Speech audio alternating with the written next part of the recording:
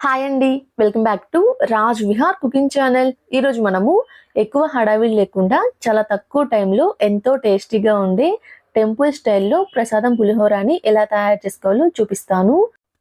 ముందుగా stove on చేసి ఒక ప్యాన్ పెట్టుకొని ప్యాన్ హీట్ అయిన తర్వాత ఇందులో మిరియాలు, జీలకర్ర, ఆవాలు, ధనియాలు, ఒక పావు టేబుల్ స్పూన్ మెంతులు, ఇందులోనే పచ్చిశనగ పప్పు వేసుకుంటున్నాను. ఇలా వేసుకొని మొత్తాన్ని కలుపుతూ ఈ పప్పులు కొంచెం కలర్ మారేంత వరకు ఫ్రై చేసుకోవాలి.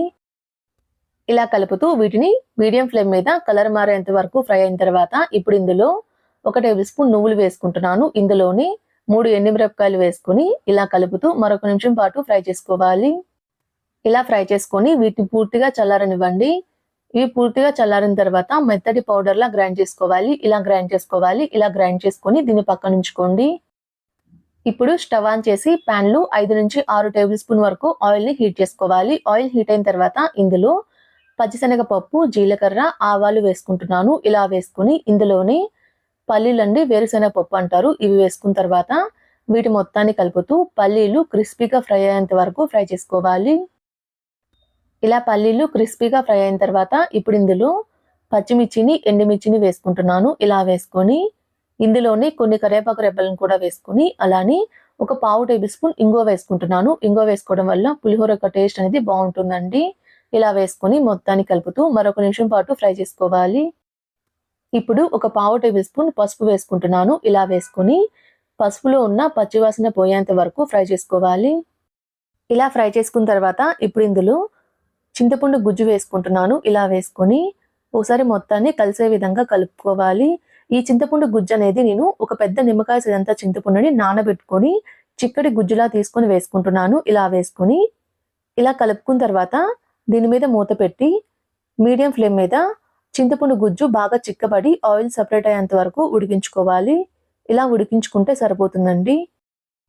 ఇలా ఉడికించుకున్న తర్వాత స్టవ్ ఆఫ్ చేసి దీన్ని పక్కన ఉంచుకోండి. పులిహోర రెడీ చేసుకోవడం కోసం ముందుగా 2 కప్పుల రైస్ని ఉడికించుకొని ఇలా పూర్తిగా చల్లారబెట్టుకొని తీసుకుంటున్నాను. ఇలా తీసుకున్న రైస్లో మనం ముందుగా గ్రైండ్ చేసుకొని పెట్టుకున్న పౌడర్ వేసుకుంటున్నాను. అలానే మీ టేస్ట్ సరిపడినంత సాల్ట్, ఇందులోని ఉడికించుకొని పక్కన పెట్టుకున్న చింతపండు గుజ్జు కూడా వేసుకుంటున్నాను. ఇలా వేసుకొని మొత్తాన్ని కలిసే విధంగా కలుపుకోవాలి. ఇక్కడ నేను తీసుకున్న రైస్కి ఉడికించుకున్న చింతపండు గుజ్జు మొత్తం అయితే సరిపోతుందండి. ఇలా మొత్తాన్ని కలిసే విధంగా కలుపుకోవాలి. ఇలా కలుపుకున్న తర్వాత ఒక ప్లేట్లోకి సర్వ్ చేసుకుంటే ఎంతో టేస్టీగా ఉండి టెంపుల్ స్టైల్లో చింతపండు పులిహోర అయితే రెడీ అయిపోతుందండి. కొబ్బరి అన్నాన్ని తయారు చేసుకోవడం కోసం ముందుగా 1 కప్పు బియ్యాన్ని ఇలా రైస్లా ఉడికించుకొని తీసుకున్నాను. ఇలా ఉడికించుకున్న రైస్ని పూర్తిగా చల్లారనివ్వండి. ఇలా చల్లారిన తర్వాత దీన్ని పక్కన ఉంచుకోండి. ఇప్పుడు ఒక చిన్న మిక్సీ జార్ తీసుకొని ఇందులో సగం కొబ్బరికాయని ఇలా గ్రైండ్ చేసుకొని తీసుకున్నాను. ఇలా గ్రైండ్ చేసుకున్న తర్వాత దీన్ని పక్కన ఉంచుకోండి. ఇప్పుడు స్టవ్ ఆన్ చేసి ఇందులో 3 టేబుల్ స్పూన్ వరకు ఆయిల్ని హీట్ చేసుకోవాలి. ఆయిల్ హీట్ అయిన తర్వాత 1 టేబుల్ స్పూన్ పచ్చిశనగపప్పు, 1 టేబుల్ స్పూన్ జీలకర్ర, 1 టేబుల్ స్పూన్ ఆవాలు వేసుకుంటున్నాను. ఇలా వేసుకొని ఇందులోని 2 టేబుల్ స్పూన్ వరకు పల్లీలండి, వేరుశనగపప్పు వేసుకుంటున్నాను. ఇలా వేసుకున్న తర్వాత వీటి మొత్తాన్ని కలుపుతూ బాగా ఫ్రై చేసుకోవాలి. ఇలా బాగా ఫ్రై అయిన తర్వాత ఇప్పుడు ఇందులో కొన్ని జీడిపప్పు వేసుకుంటున్నాను. ఇలా వేసుకొని ఇందులోని పచ్చిమిర్చి, ఎండుమిర్చి వేసుకుంటున్నాను. ఇలా వేసుకున్న తర్వాత మొత్తాన్ని కలుపుతూ 1 నిమిషం పాటు ఫ్రై చేసుకోవాలి. ఇలా కలుపుతూ మీడియం ఫ్లేమ్ మీద మనం వేసుకున్న జీడిపప్పు కొంచెం కలర్ మారేంత వరకు ఫ్రై చేసుకున్న తర్వాత ఇప్పుడు ఇందులో కొన్ని కరివేపాకు రెబ్బలు వేసుకుంటున్నాను. ఇలా వేసుకొని కరివేపాకు రెబ్బలు కొంచెం చిటపటలాడేంత వరకు ఫ్రై చేసుకోవాలి. ఇలా ఫ్రై చేసుకున్న తర్వాత ఇప్పుడు ఇందులో మనం ముందుగా గ్రైండ్ చేసుకొని పెట్టుకున్న పచ్చి కొబ్బరిని వేసుకుంటున్నాను. ఇలా గ్రైండ్ చేసుకున్న పచ్చి కొబ్బరి మొత్తాన్ని వేసుకున్న తర్వాత ఇప్పుడు ఇందులో మీ టేస్ట్ సరిపడినంత సాల్ట్ వేసుకోవాలి. ఇలా వేసుకొని మొత్తాన్ని కలుపుతూ 1 నిమిషం పాటు మీడియం ఫ్లేమ్ మీద ఫ్రై చేసుకోవాలి. ఇలా కలుపుతూ మీడియం ఫ్లేమ్ మీద 1 నిమిషం పాటు ఫ్రై చేసుకుంటే ఇందులో ఉన్న పచ్చి వాసన అయితే పోతుందండి. ఇలా ఫ్రై అయిన తర్వాత ఇప్పుడు మనం ముందుగా ఉడికించుకొని చల్లారబెట్టుకున్న రైస్ని వేసుకుంటున్నాను. ఇలా రైస్ వేసుకున్న తర్వాత మొత్తాన్ని కలిసే విధంగా ఓసారి కలుపుకోవాలి. ఇలా కలుపుతూ కొబ్బరి మొత్తం రైస్లో కలిసే విధంగా కలుపుకోవాలి. ఇలా కలుపుకున్న తర్వాత స్టవ్ ఆఫ్ చేసి ఒక సర్వింగ్ బౌల్లోకి సర్వ్ చేసుకుంటే ఎంతో టేస్టీగా ఉండే కొబ్బరి అన్నం అయితే రెడీ అయిపోతుందండి. దేవుడికి నైవేద్యంగా పెట్టే బెల్లం పొంగల్ని ఎలా తయారు చేసుకోవాలో చూపిస్తాను. ఇలా చేసుకుంటే పాలు విరిగిపోకుండా ఎన్ని గంటలైనా పొంగలి గట్టిపడకుండా చాలా టేస్టీగా ఉంటుందండి. బెల్లం పొంగల్ని తయారు చేసుకోవడం కోసం ముందుగా ఒక గ్లాస్ బియ్యాన్ని అరగంట పాటు నానబెట్టుకొని శుభ్రంగా కడిగి తీసుకుంటున్నాను. ఇలా తీసుకున్న బియ్యంలో ఉన్న వాటర్ మొత్తం వంపేసుకొని పక్కనుంచుకోండి. 2 టేబుల్ స్పూన్లు సగ్గుబియ్యం, అలానే 2 టేబుల్ స్పూన్లు పచ్చిశనగపప్పు అండి. వీటన్నిటిని కడిగి శుభ్రంగా ఒక అరగంట పాటు నానబెట్టుకొని తీసుకున్నాను. ఇలా తీసుకున్న వీటిని కూడా మరోసారి శుభ్రంగా కడిగి ఈ బియ్యంలో వేసుకోవాలి. ఇలా వేసుకొని వీటి మొత్తాన్ని పక్కనుంచుకోండి. ఇప్పుడు పొంగల్ని ప్రిపేర్ చేసుకోవడం కోసం ఒక మందపాటి గిన్నెని స్టవ్ ఆన్ చేసి స్టవ్ మీద పెట్టుకొని మనం ఏ గ్లాస్తో అయితే బియ్యం తీసుకున్నామో అదే గ్లాస్ తోటి 3 గ్లాసులు పాలు పోసుకుంటున్నాను. ఇందులోని 1 గ్లాస్ నీళ్లు పోసుకుంటున్నాను. మొత్తం కలిపి 4 గ్లాసుల వరకు అయితే పోసుకుంటున్నాను. ఇలా పోసుకొని పాలు ఒక పొంగు వచ్చేంత వరకు కాగబెట్టుకోవాలి. ఇలా పాలు ఒక పొంగు వచ్చేంత వరకు కాగబెట్టుకున్న తర్వాత ఇప్పుడు ఇందులో మనం శుభ్రంగా కడిగి పక్కనుంచుకున్న బియ్యం పప్పు మొత్తాన్ని ఇందులో వేసుకోవాలి. ఇలా వేసుకున్న తర్వాత మధ్య మధ్యలో కలుపుతూ అడుగనేది అంటుకోకుండా మీడియం ఫ్లేమ్ మీద అన్నం బాగా మెత్తగా ఉడికేంత వరకు ఉడికించుకోవాలి. అన్నం అయితే అడుగనేది అంటుకోకుండా మధ్య మధ్యలో కలుపుతూ ఉడికించుకోవాలి. ఇలా మెత్తగా ఉడికేంత వరకు ఉడికించుకోవాలి. చూసారు కదండి, చేత్తో పట్టుకుంటే అన్నం అయితే ఇంత మెత్తగా ఉండాలి. ఇలా ఉడికించుకున్న తర్వాత స్టవ్ ఆఫ్ చేసి దీన్ని పూర్తిగా చల్లారనివ్వండి. ఇప్పుడు స్టవ్ ఆన్ చేసి స్టవ్ మీద ఒక గిన్నె పెట్టుకొని ఇందులో మనం ఏ కప్పుతో అయితే బియ్యం తీసుకున్నామో అదే కప్పుతోటి 1 కప్పు బియ్యానికి 1.5 కప్పు వరకు తురుముకున్న బెల్లం వేసుకుంటున్నాను. ఇలా వేసుకొని ఇందులోని కొంచెం నీళ్లు పోసుకుంటున్నాను. ఇలా పోసుకొని బెల్లాన్ని కరిగించుకోవాలి. ఇలా కలుపుతూ మీడియం ఫ్లేమ్ మీద బెల్లం మొత్తం కరిగేంత వరకు కరిగించుకోవాలి. ఇక్కడ మనకి బెల్లం అనేది పాకం రావాల్సిన అవసరం లేదండి. ఇలా బెల్లం మొత్తం కరిగేంత వరకు కరిగించుకుంటే సరిపోతుంది. ఇలా కరిగించుకున్న తర్వాత ఇప్పుడు ఇందులో ఒక పావు టేబుల్ స్పూన్ వరకు ఇలాచీ పౌడర్ వేసుకుంటున్నాను. ఇలా వేసుకొని మొత్తాన్ని కలుపుతూ మరొక నిమిషం పాటు ఉడికించుకోవాలి. ఇలా బెల్లం మొత్తం కరిగిన తర్వాత స్టవ్ ఆఫ్ చేసి దీన్ని పక్కనుంచుకోండి. స్టవ్ ఆన్ చేసి ఒక చిన్న ప్యాన్ పెట్టుకొని ఇందులో 1 టేబుల్ స్పూన్ నెయ్యి కరిగించుకోవాలి. నెయ్యి కరిగిన తర్వాత ఇప్పుడు ఇందులో కొన్ని జీడిపప్పు వేసుకుంటున్నాను. అలానే కొంచెం పచ్చి కొబ్బరిని కట్ చేసుకొని వేసుకుంటున్నాను. ఇలా వేసుకొని వీటి మొత్తాన్ని కొంచెం కలర్ మారేంత వరకు ఫ్రై చేసుకోవాలి. ఇలా కొంచెం కలర్ మారేంత వరకు ఫ్రై అయిన తర్వాత ఇప్పుడు ఇందులో కొన్ని ఎండు ద్రాక్ష వేసుకుంటున్నాను. ఇలా వేసుకొని మరొక నిమిషం పాటు ఫ్రై చేసుకోవాలి. ఇలా కలుపుతూ 1 నిమిషం పాటు ఫ్రై చేసుకుంటే ఇవి మొత్తం బాగా ఫ్రై అవుతాయి. ఇప్పుడు స్టవ్ ఆఫ్ చేసి దీన్ని పక్కనుంచుకోండి.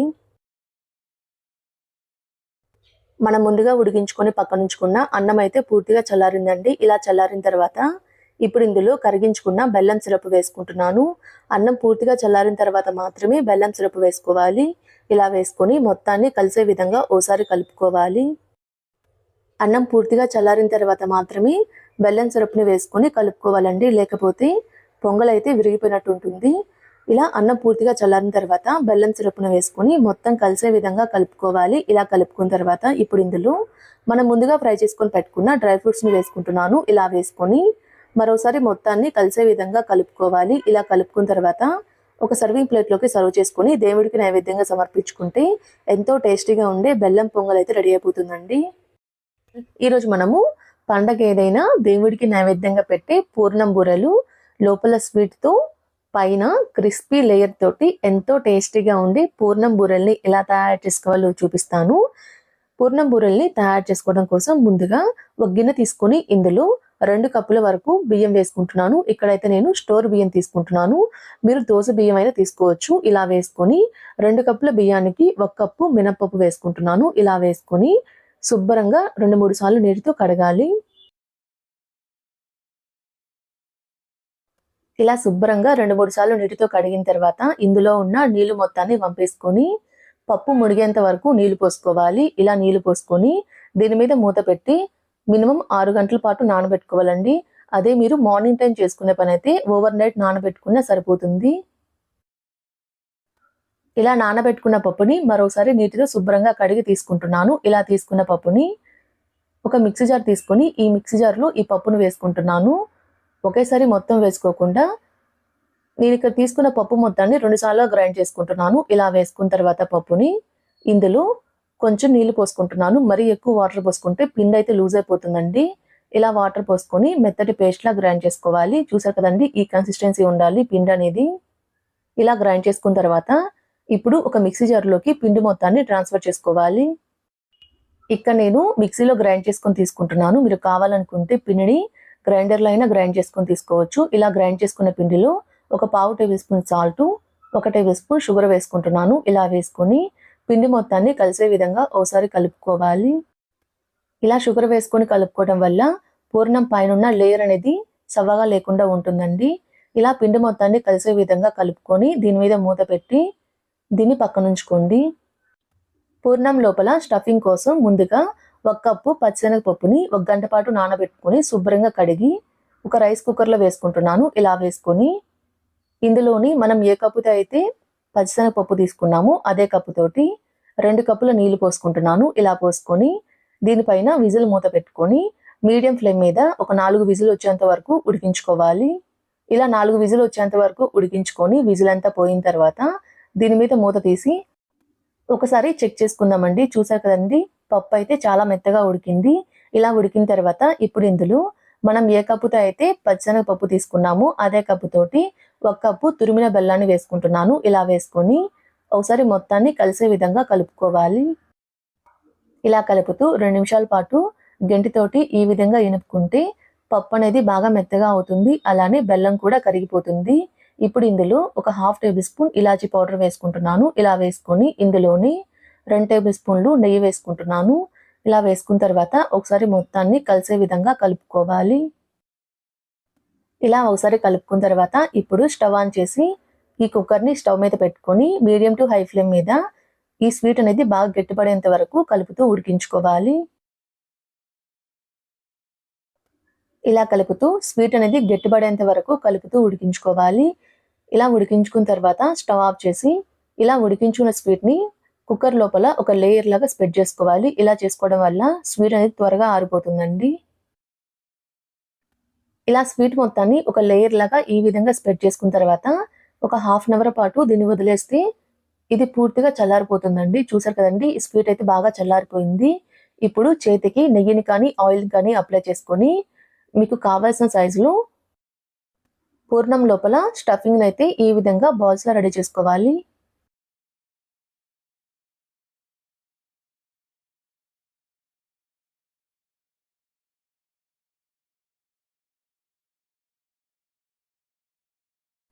ఇలా స్వీట్ మొత్తాన్ని మీకు కావాల్సిన సైజులో బాల్స్ లా రెడీ చేసుకున్న తర్వాత దీన్ని పక్కన ఉంచుకోండి. మనం ముందుగా గ్రైండ్ చేసుకొని పెట్టుకున్న పిండిని తీసుకొని ఇలా రెడీ చేసుకున్న స్వీట్ని ఒక్కొక్కటిగా వేసుకుంటూ ఈ విధంగా స్పూన్తో కానీ లేకపోతే చేత్తోనైనా ఇలా జాగ్రత్తగా ఆయిల్లో వేసుకోవాలండి. అన్ని వైపులకి పిండి అప్లై చేసుకొని వేసుకోవాలి. ఫస్ట్ టైం ట్రై చేసే వాళ్ళైతే కొంచెం జాగ్రత్తగా చేత్తోటి వేసుకోండి, లేకపోతే ఆయిల్లో వేసిన తర్వాత పగిలిపోతాయండి. ఇలా డీప్ ఫ్రైకి సరిపోయేంత ఆయిల్ని హీట్ చేసుకున్న తర్వాత ఈ విధంగా ప్యాన్కి సరిపోయిన పూర్ణాలు వేసుకోవాలి. వేసుకున్న వెంటనే కదిలించకుండా ఒక సైడ్ కొంచెం కాలిన తర్వాత రెండో సైడ్ తిప్పుకొని 2 వైపులా లైట్ గోల్డెన్ కలర్ వచ్చేంత వరకు ఫ్రై చేసుకోవాలి. వీటిని మీడియం ఫ్లేమ్ మీద ఫ్రై చేసుకుంటే క్రిస్పీగా వస్తాయండి. ఇలా 2 సైడ్లకి తిప్పుతూ మీడియం ఫ్లేమ్ మీద లైట్ గోల్డెన్ కలర్ వచ్చేంత వరకు ఫ్రై అయిన తర్వాత వీటిని ఒక ప్లేట్లో వేసుకొని ఇదే విధంగా మిగిలిన పూర్ణాలను కూడా రెడీ చేసుకోవాలి. ఇంతేనండి, ఎంతో టేస్టీగా ఉండి పండగ స్పెషల్ పూర్ణం బూరెలు అయితే రెడీ అయిపోతాయి. ఈ పూర్ణం బూరెలు అయితే లోపల స్వీట్ తోటి పైన క్రిస్పీ లేయర్ తోటి చాలా టేస్టీగా ఉంటాయండి. మీరు కూడా ట్రై చేసి ఎలా వచ్చాయో నాకు కామెంట్ చేయండి. మా వీడియో ఫస్ట్ టైం చూస్తున్న వాళ్ళైతే మా ఛానల్ని సబ్స్క్రైబ్ చేసుకోండి. Thanks for watching.